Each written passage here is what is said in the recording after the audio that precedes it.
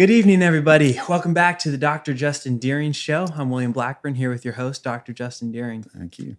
I'm glad you guys tuned in. Today, we're going to talk about health because one of the things that I've noticed is it's a term that a lot of people throw out and use, but don't necessarily have a good understanding of what it means. Absolutely. So, what is health? So health is not merely the absence of disease Right. or sickness or illness or any of those things. Health is ultimately resilience, right? And so this idea of maintaining our resilience into old age is a big aspiration of ours in general.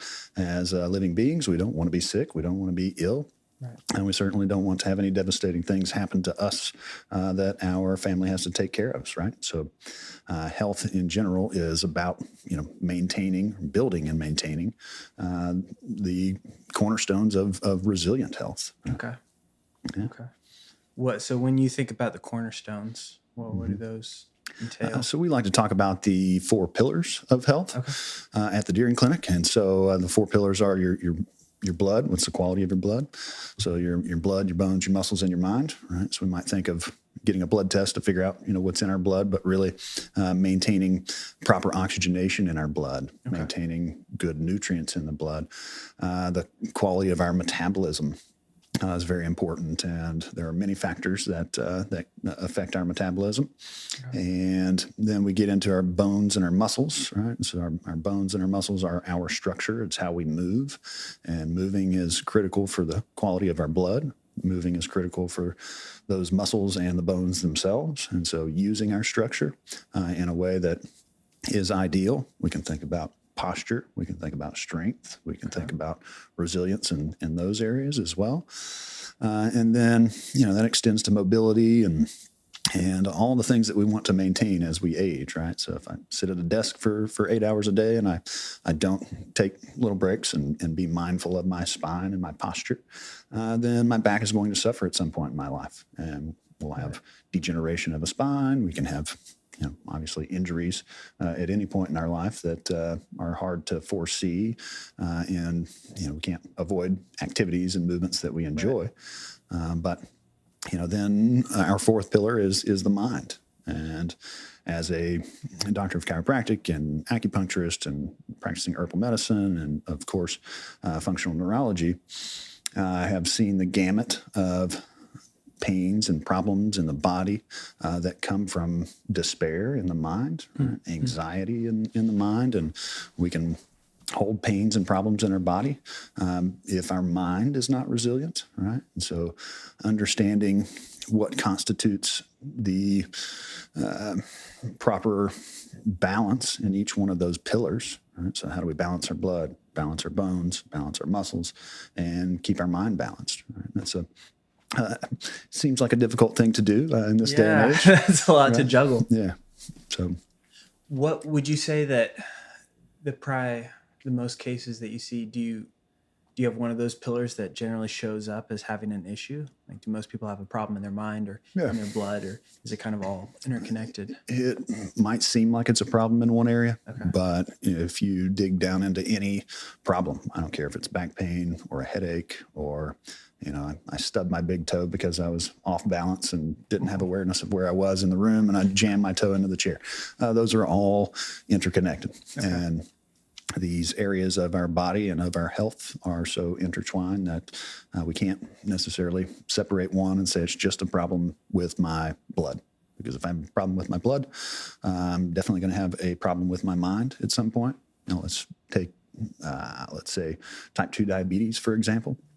If I have insulin resistance in my cells and I have blood sugar regulation problems in my blood, so therefore my blood isn't managed as well as it needs to be, my metabolism is poor, then eventually I'm going to have complications with nerve neuropathies and get burning in my toes. My toes are a far distance away from my heart, right? So blood has to travel all the way to the ends of those little teeny tiny capillaries that go to the teeny tiniest portions of the nerves on our toes. Well, if we go to the other end, we get the same blood flow problems to the brain. And so our end of the circulation of our brain is our frontal lobe. That's where we think. That's where we have cognition. That's where we have consciousness. And we can think about, they call Alzheimer's in some circles. They call it type 3 diabetes because of Interesting. Okay. long-term blood sugar regulation issues. And you don't necessarily have to have diabetes to develop a type 3 diabetes in your later years, but that is a blood flow problem. That is a blood quality problem. Interesting. And that eventually becomes a mind and nervous system problem. So if your blood's not good, it will lead to Alzheimer's. Would that also be like dementia? Like if it's not supplying your brain with the oxygen? They are in similar categories, Okay, yes. wow. So one of the things you told me, because growing up, was very focused on diets, was gluten-free from a young age, and then after college kind of continued. And so in terms of the health awareness spectrum of people, I was in the higher percentiles, but it was all diet related, which something that you told me about 4 months ago about seeing patients who walk and they don't swing one particular arm and that affecting neurodegeneration in the mind. It really opened my worldview, just the idea that movement is focused and impacts, how you think. Right. Because up until that point, and I think there's probably a lot of people that are in the same category as me. It was like, eat the right things consistently. And if you do all that, you'll be fine. But that's just a piece of the puzzle. It's a piece of the puzzle. That's one humongous piece of the puzzle. Okay. So you're very fortunate to be raised in that way, and a lot of us just are not. There's becoming much more awareness around healthy diet and food, and that's wonderful. But the ideas of take the arm swing, for example. That's a sign that, motor systems are not necessarily connected as they need to be. That means that if I see a 50-year-old guy who used to be in great shape, now he works at a job 8 hours a day sitting at a desk, well, he doesn't necessarily have to injure himself. He doesn't necessarily have to have neurodegenerative disease, certainly at that point in his life. But if we have a number of factors of sedentary lifestyle, not moving enough, not moving with quality movement, right? Maybe he moves, but he's just in the gym every day lifting weights like he always did and, playing college football or whatever it was. And we're not focusing necessarily on the movements that matter the most. And so experiencing a full range of motion with something like a Tai Chi or a yoga, those things are going to help to maintain that connection of the brain to those movement systems and balance systems that all play a role in that decreased arm swing that was enlightening for you. But it is movement is critical for getting blood to the brain. It's critical for stimulating the nerves of the brain. Our awareness of where we are in space at any given time is critical for my brain's awareness of my safety. Right? Okay. So if my neck stiffens up and I don't have awareness of my full range of motion, I'm going to have balance problems. I'm going to have decreased stimulation to the big, huge areas of the brain that manage where we're at in space and how we move towards target and away from a target. Would you possibly be in a state, so say your neck's tight and you don't have that range of motion, is there a possibility that your brain, even if you're not aware of it, will be in a heightened stress state because it can't take in Absolutely. So the tiger lurking around the corner, That's for sure. And so that, it's sort of a subconscious kind of thing, but at the same time, the brain is wanting to maintain attention to the environment at all times. And if you decrease neck stiffness just purely from a stimulation, a feedback from the neck to the brain, then I definitely have a heightened awareness that I'm, vulnerable to trip and fall, on the stairs, or, if I look up, I get a little dizzy, so I don't get on ladders anymore, all those things. But also from the blood standpoint, if my neck is stiff and it's tight and I don't move it much, then I also have tension on my arteries that run to the brain and take blood flow. I also have tension on things like the covering of my spinal cord and my brain, which holds cerebrospinal fluid. And so every time I walk and my head bobbles, I pump that cerebrospinal fluid just through movement. Right? And so there are just so many interconnected components to blood, bones, muscles, and mind. Let's go back a little bit, because some people who are watching may be 8 hours at a desk, 5 days out of the week. What what is the protocol if they want to maintain good movement that will benefit every area of health? Yeah. So in programs and things that I have utilized for patients, giving them exercises, tools, things to do. Maybe the most profound is a morning movement routine. Okay. I mean, simply walking. You don't have to go out for a run to get great exercise. Walking a mile is pretty doggone good. Yeah. For stimulating the brain, the nervous system, moving all your muscles, pumping your blood flow, and all that, and just being outside. If you're walking in nature, is nourishing and healing, and it's wonderful for the mind as well. So that takes care of all the pieces of that, pillars of health. And right? that's so simple. And it's so simple. Yeah, wow. And it's something that, a lot of people don't put enough weight on, as far as walking, but also another tool for those individuals who might have a sit at a desk for 8 hours type of job and just hammer out, whatever it is. Taking breaks. Your brain only has really good concentration capacity for about 20 minutes, around about there. And so if we hit that 20-minute mark, or we've got a problem that we're sitting there thinking about on the computer and we want to solve, and we sit there for a minute thinking about it, that should be a great cue to get up and move, change your position, change your environment for a moment, and let that idea that you needed come to you and kind of flow through your brain. And so taking a 2-minute break every 20 minutes is ideal.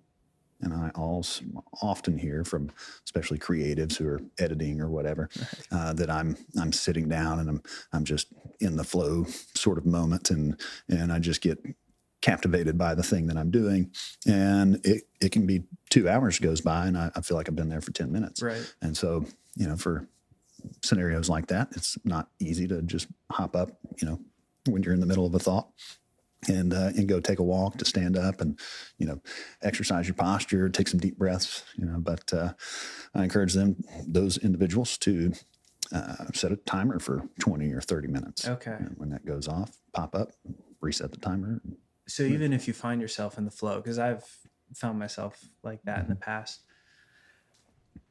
you still want to set a timer and do that. Yeah. Because it will be more beneficial for your brain. Right. Whether or not you realize that you're out of focus. For sure. So, I mean, it will give you an opportunity to shift gears in your train of thought. Right. If you give yourself that extra 2 or 3 minutes of standing, moving, breathing, getting a big drink of water or whatever it is, that gives your brain a moment to kind of pause and reset so that you can come back with a full 20 to 30 minutes of good concentration. And you don't have to lose your kind of place of, where you were at with that thought process. Okay. Right. Now that 20-minute window, work aside, is that a good time frame to do those movement activities? So your morning routine, is that a good goal to set for your morning routine? Is 20 minutes of for sure, whatever it is? So if I'm going to concentrate on impacting my 4 pillars of health, then doing that for about 20 minutes is good. When it comes to exercise research, you can get great benefits out of a high intensity interval training that lasts 20 minutes and get just as much, if not more, benefit out of that as opposed to walking or running on a treadmill for an hour. Okay. Right? So 20 minutes is a nice little chunk of time to think about breaking our routines up into. Okay. So you're at a desk, get up every 20 minutes, no matter what it is. Ideally. And let's see if you can do it. Because no matter how many weird looks you get from your coworkers. Well, yeah. And also, no matter how many times I, encourage a patient to do X, Y, or Z, I'm like, oh yeah, that's a great thing. I'm going to put that into practice and see him next week. All right. How's your homework going?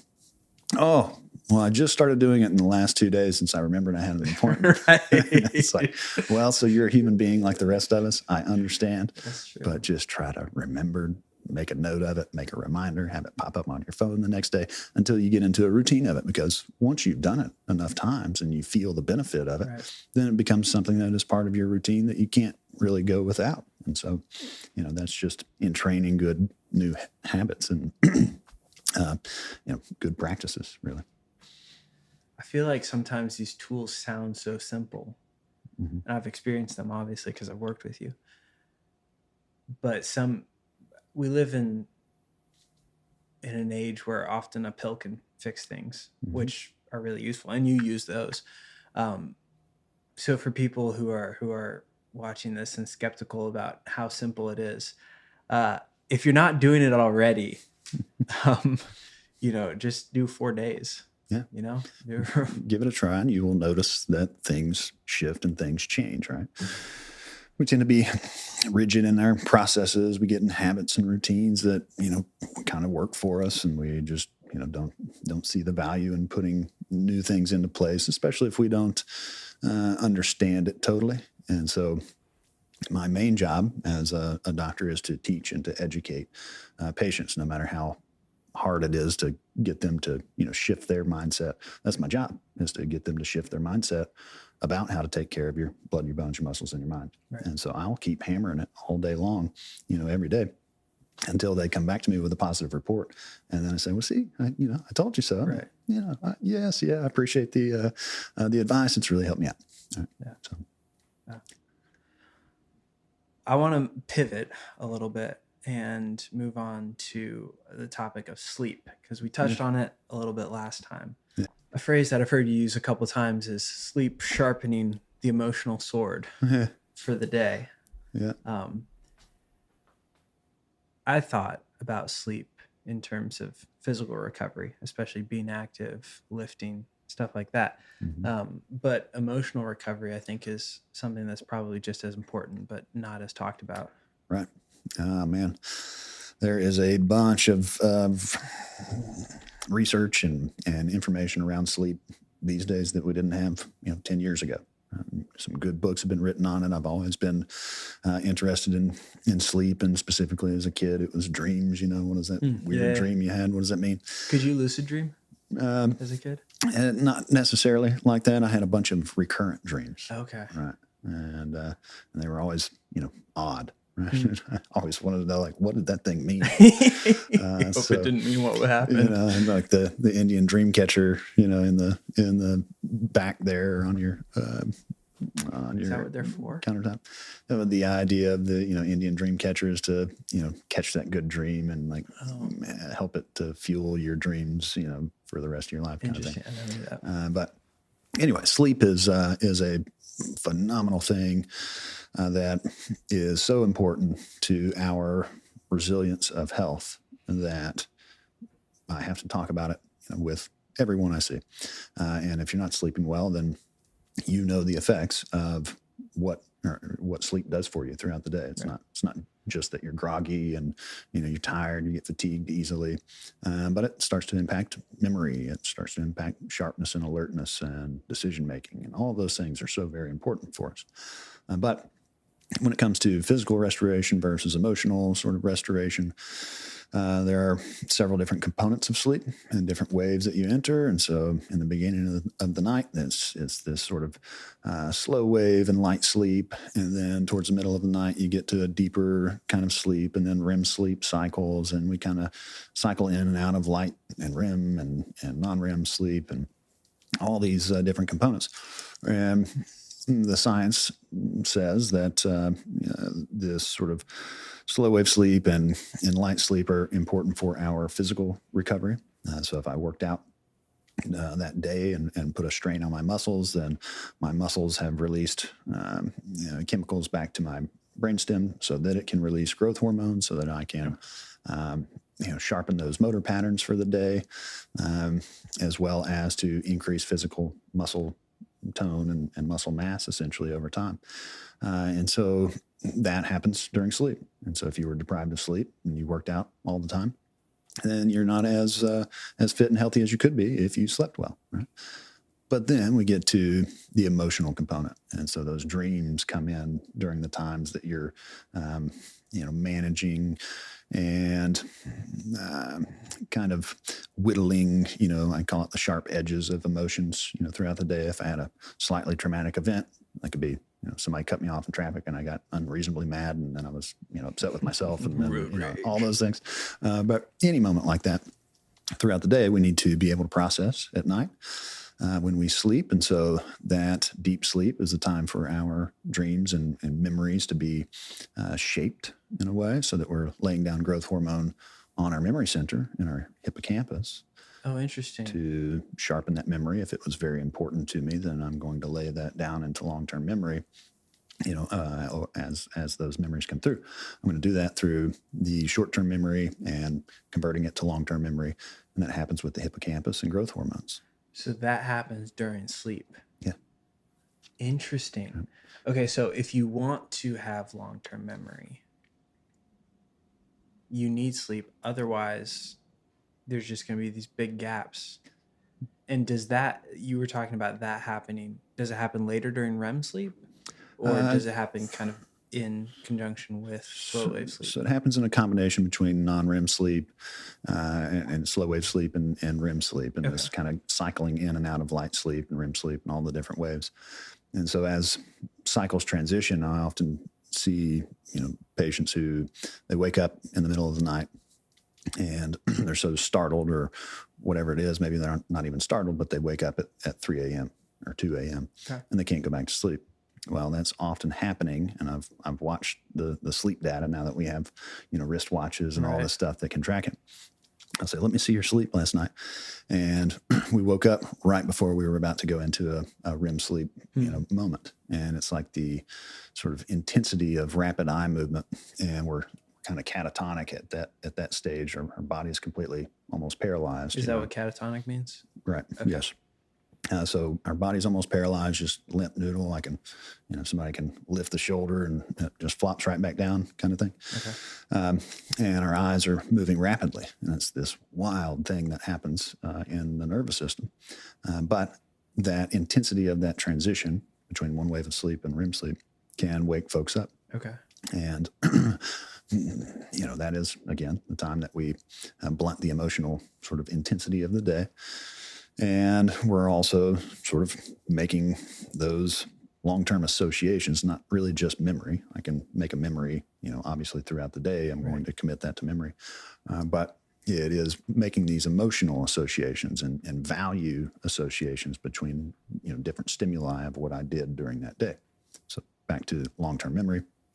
Of course, those waves and stages of sleep are so very important for long-term memory. And if we're not, going through those proper stages of sleep, then we end up, losing out on some of the memories that maybe weren't the most important for the day. We can still remember things, obviously, but it definitely does impact long-term memory. Okay. Yeah. Is there a way? Because when I think about memory, I've heard that the brain stores everything.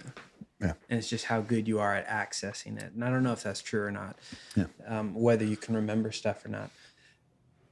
Is there a way that sleep increases the amount of memory that you can store? Or does sleep just increase your ability to access that memory?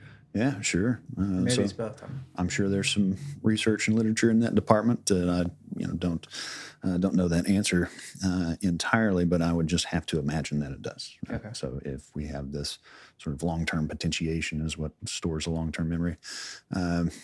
If you're not sleeping well, then you're not going to have as much of that long-term potentiation of a memory, and so while we might remember it subconsciously, like emotionally, like that was a trigger or a trauma or whatever it is, then, I might want to not remember that memory and I might suppress that memory. And so that it can go the other way as well, right? We can suppress memories in a significant way. But, as far as sleep memory, there's a huge, huge correlation between quality of sleep and the ability to remember things that you studied or whatever it is, right? So what is our baseline for good quality sleep? It changes throughout the years. When you're a teenager, your teenager sleeps till 10 o'clock in the morning, and you wonder, so back off, Mom. It's like, what's wrong with my kid? I think my mom let me. Yeah, and so that is important. We need that sleep because we're growing. We're forming really important memories. We're developing our frontal lobe up until the age of 25 or 30, depends on male or female. And so, things like that, you need more sleep. And then when we get into our middle-aged years, the research kind of says, 8 hours is the most important. Too long, 10 hours, then we end up messing with our circadian rhythm. Oh, interesting. Too short and too little. I know this because I have tried, because I wanted to be more productive. It was probably a decade ago or so, and I did that, 4 to 5 hour sleep thing, and it definitely started to impact my sharpness, my ability to perform and stay in that kind of performance mode all day long. And of course, being in a clinic, making decisions and talking and educating and, treating and all these different components, probably suffered at that time. And I felt it, and I realized, hey, I really need to get more sleep. So it must have been 3 or 4 years ago that I set out on a mission to improve my sleep quality, because I had been in a routine of getting 4 to 5 hours of sleep so that I could be more productive. How hard was that shift? Because I can imagine that took some time. It was definitely difficult. Well, I also had the help of some peptides, and CBD oil was around at that time. That really helped in a significant way when I was waking up at that 4.5 to 5 hour mark, just naturally as part of my rhythm. It helped me to get back to sleep. And once you do that for 2-3 months, and you're really attempting to make that a solid practice, then it became something that was ingrained. And now I don't even need an alarm clock. I just wake up around 7.5 to 8 hours almost every single day, about 3 minutes before my alarm clock actually goes off. And so, were you supplementing with melatonin then? So yeah, that's another thing. Because that's sometimes controversial.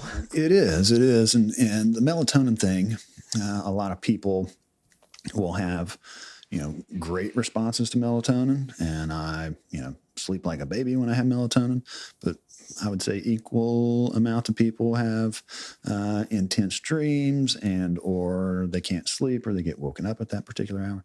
And it turns out that scenario is that there is a gene that deals with the processing of things like caffeine and other drugs and or let's say medications, as well as like female estrogens. This particular gene also breaks down melatonin. So many females I have seen with hormonal problems, and they took melatonin and they had a terrible reaction to melatonin, like they couldn't sleep, not, negative side effects to any large degree. But genetically, can you break it down? Can you use it? So I don't love, recommending melatonin for most people. I did for years with mixed results, and I just didn't love it. So utilizing cannabinol, which is CBN, which is a slightly different variant of CBD, seems to be the most promising thing I have seen for sleep. And then there are also a few peptides that are beneficial as well. And that's the dropper bottle that you're coming out with is CBN. So, sorry, did you say it was a byproduct or like part of the same plant as CBD, or just a different compound? Yeah, it's so in hemp, right? So there's full spectrum extracts and all these different things, and you can get isolates and different stuff. And scientific world around CBD has really, brought all of that out through research and everything else. And so there are different versions of CBD. There's CBG, CBA, CBN. And so just all kinds of different constituents in that one plant. So these are isolates of compound. I also just want to say, disclaimer for those of you who are listening, if these are tools that you can use, but you do want to consult the healthcare professionals in your life before you make drastic changes, just because they know you, they're more familiar with how your body works. Ultimately, you're the most familiar with how you feel. So if you are going to consult them and begin using any of these, just listen to your body, because if you don't like melatonin, it's a great disclaimer. You're going to find out whether melatonin agrees with you or not, or even CBD. Some people very rarely don't love, whatever version they took that they got from their friend of a friend. So inevitably, you need to know what's in it. You need to know that it's a good quality source. It needs to have a I forget the lab panel that they use, but it needs to have an accessible lab panel that you can pull up, immediately on a barcode on the side of it or a QR code, or you ought to be able to go to the website and see their lab testing to make sure that there are good practices, for that particular product. So it's things like that there's still some regulating to do in that space, and a lot of figuring out, what to utilize and how to extract it and all of that. But they have really figured it out in many circles. But there are companies that obviously take shortcuts. Yeah. And so you definitely want to be careful. Well, on that, my grandmother suffered with some arthritis in her hands, and was recommended by her doctor a CBD balm, which helped her. It wasn't full spectrum. And I looked at the saturation versus Mind Flow, which is what you came out with recently. And I think Mind Flow is about 5 times stronger. Yeah. So I left a can with her. Yeah, there you go. Last Very time good. I was there. Merry Christmas. Yeah. Not to say that like the stuff she took did help. Sure. It just wasn't as strong as what she could have been using, and Sure. Might have helped her even more. Yeah. If it has CBD in it and it has a good delivery mechanism in a salve or a balm or a lotion, cream, whatever, then it will have an impact on inflammation, like a good impact. And it definitely has an impact on pain through inflammation pathways, but also has some other neurological and nerve benefit as well. Okay. So it's just the concentration that you want to try to maximize as much as possible. Right. There's only so much you can absorb through the skin, which is somewhere between 1,500 milligrams and 2,000 milligrams in a particular tin, right? So that whole tin has 2,000 milligrams of CBD in it. But obviously you're taking one application. It's a small component of that. And so there's some ratios, obviously, that break down how much CBD is in that one application, but the stronger, the better. Right. You can only absorb so much through the skin, and you can only utilize so much when you take a dropper full, right, in your belly and in your digestive tract as you're absorbing it. Right. Right. So going back, if someone wants to go from either doing what you did, 4 to 5 hours of sleep a night, to full 8 hours, or they're struggling with sleep problems in general, you would, from the supplement standpoint, you would say CBN is something they should consider. Are there some other big hitters? Oh, yeah. I love just a general kind of sleepy time tea that you can get from a traditional medicinals or, Gaia Herbs or any of those great companies that have great herbs and great formulations. And they're all going to contain some variation of, let's say, passion flower, which is phenomenal. It was used by Native Americans for calming tension and angst, and call it in general a nervine, along with other nervines like American skullcap is a good one.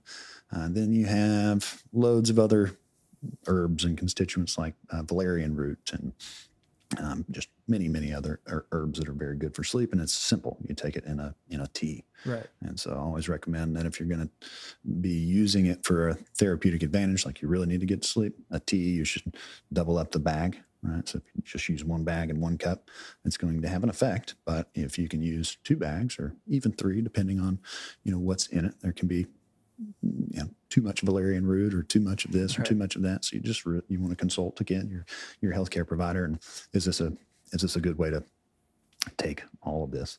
But I love herbs for that reason. There are even stronger versions of those herbs outside of a water-soluble tea. You have tinctures, which are more concentrated components, and they pull out more of the compounds that are beneficial in there. So between that and other peptides that our medical team prescribes, we can have some big benefits on sleep disorders. Another component of sleep and health, I've seen a lot of intense sleep disorders and, teenagers, kids, and adults for sure. And utilizing hyperbaric oxygen is one of the best things I've seen to turn around a major sleep disorder. Okay. And it can do it in 3 to 4 to 5 dives oftentimes. And it's amazing what getting oxygen to your brain will do for a brain that might be inflamed or struggling in some significant way. So I remember doing that. That was very, I liked it. it was, you kind of had the feeling that you're inside a plane because it's pressurized, right? A little Right. bit. But I felt like when I came out of it, I felt more aware. I felt like I was getting more sensory input Right. at the end of it. And maybe that's just because my brain's flooded with, fuel. Yeah, it is. And so, hyperoxygenating the system is going to, wake up certain areas that are kind of not functioning as well as we want them to. And I say that people who have that experience coming out of the hyperbaric chamber, especially after one dive, those are the healthy individuals, right? So every healthy individual I put in there just to try it, or they just want to experience it, they come out with that report. And so I feel free and sort of clear in my mind in a way that I wouldn't have expected from sitting in there for an hour. So Yeah. So between better mental clarity and better sleep, that's one of the best Can't one of lose. the best therapies I've ever Can't seen lose. for that. Yeah. So that's on like the supplement and more medical side. In terms of like the mechanical more practices that can aid in sleep, what are some of those hacks? Yeah. So, certainly we wake and sleep with the rhythm of the sun, right? Yeah. And when we wake up near sunrise, we're going to go to sleep shortly after sunrise, relatively, depending on the time of year and where you live. And so that is a natural rhythm. And so we need to mind those natural rhythms because they help us to be in better balance. Right. So as far as practices go, having an evening wind down routine, I've always loved. That was another thing for sleep I didn't mention is combining a tea with like sparkling water and making a mocktail, version of a mocktail with a very simple tea that's like lemon balm, another one of those herbs, and hibiscus, just really calming, soothing things, and mixing that with a sparkling water is phenomenal for just winding down. And then you have a gentle set of movement practices, whether that be breathing or a little bit of yoga or Tai Chi is one that I love for that evening wind down routine, but just something to clearly demarcate. It's daytime. Right. I'm going to wake up, get a big glass of water. I'm going to go walk. I'm going to get my 20 minutes or even 5 minutes of movement and breathing in before I really set off into my day.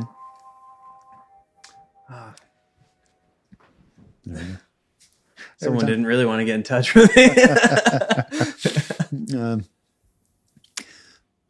So after I set off into my day, I want to clearly define what is evening time. I've eaten dinner. I've prepared my things for the next day, gotten the kids ready for bed or whatever it is. Taking an evening walk or a post-dinner walk, which is very good for your blood sugar metabolism and handling. There needs to be a set routine, for winding down for sleep, right? And ideally, that's shutting off screens and tablets and phones, right, which are different than a TV, even though we don't want to sit there and binge TV sitting on the couch. Right. That's not good for us either. But that type of screen is not as disruptive to that nighttime process as me sitting there scrolling on Instagram, or for myself, it's reading research and whatever else. Dr.Dearing's Instagram is peer-reviewed resources. That's correct. So looking at a book instead is going to be much better for me, and trying to make that a routine and a practice, and just this sort of wind down process, and brush your teeth, you get ready for bed, and hop in bed, and make sure that your conditions are right for sleep, which is a little bit cooler in the room, so that you get warm blankets and all that stuff, and heavy blankets is nice for calming the nervous system and all that. And so just having those practices that you have in the mix that you can rely on, they help you. And that gives you, confidence for having a better night's sleep, and you're not so anxious about not getting sleep, right? Right. There is sleep anxiety. Oh yeah, which for sure seems like a bit of a negative feedback loop. Mm-hmm. That's really where my interest in health and just beyond being able to work out and stuff. But at 17, 18, it would take me about 2 hours, 3 hours to fall asleep every night. And so those practices Specifically, yoga nidra for me was one that I saw tremendous benefit over about 4 months. And I was listening to a neuroscientist talk about it, and I was like, neuroscience is cool. Yeah. And that's when things started clicking. It really is. It really is. There's something significant about moving and the mind and being able to wind down and to really, influence our own mind and our own body in that way. And so that's definitely evident with sleep anxiety, Yeah. Yeah. Yeah. Well, if you're watching this in the evening on your phone, shame on you.